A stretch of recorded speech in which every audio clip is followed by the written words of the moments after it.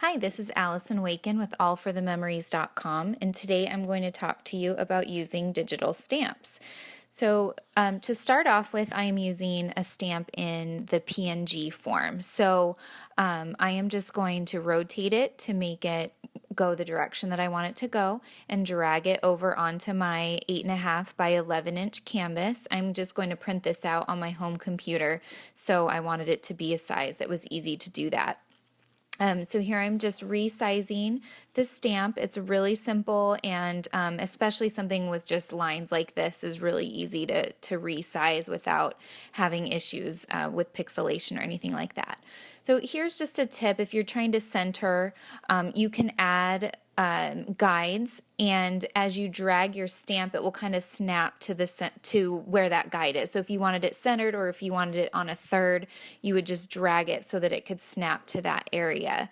So here I'm just putting a guide on the center of the page here and making sure that my stamp is lined up in the center, which it already was. So I'm going to clear my guide so it's not in the way. And next I'm going to add a clipping shape that I do often when adding photos. And so you can just add the shape. I like to fill it in so that I can see it. Make sure there's no border or you will see that around your photo. And here I've actually kind of made the shape the size that I wanted it. So I'm just adjusting it to the spot. And I'm going to place a photo on top of the page. And you can drag it or place it through the file menu. And here you want to make sure that your photo's on top of the shape that you're clipping it to. And you're going to go to Layer, Create Clipping Mask, and it will make it so that it goes inside of that shape. So it makes it really easy to resize the photo to be exactly in that shape that you wanted it to be in. And this obviously you would only do if you're printing it on this page. You could also print the photo completely separately, trim it down. Here I am going to add another digital stamp, and this one's just a word. And just a couple tips on using digital stamps. They're easy because you can resize them and change them, use different colors, but make sure that you're always creating a new layer to put that stamp on so that it's easy to do those things. Otherwise, you've added it to either the background or another layer, and it's harder to make those adjustments.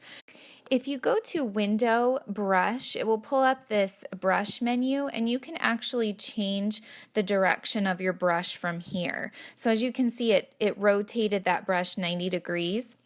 You can also flip it on the different axis or adjust the spacing. You can do all kinds of stuff, so play around with this. But here I just adjusted the rotation of the brush so that you can see that that reception is rotated. So obviously that's on its own layer. I'm going to go with the wetting brush now, and you don't want to forget to start that new layer. So I haven't started the layer yet. I'm messing with the rotation of this brush. And you can adjust the size here as well, or I know on a Mac the brackets will go either up or down, make the size change bigger, but you could also do it here. So here I added the stamp, but now I decided I wanted it rotated, but I added it to the same layer as reception. That doesn't work because if I want to rotate it, I have to rotate both of them. I could select it and pull it out, but it's just easier to always remember to start a new layer, so that when I stamp this on that new layer, I can just rotate the entire layer. It makes it really quick and easy. So especially if you change your mind later down the road, you don't want to back up and mess up everything you just did.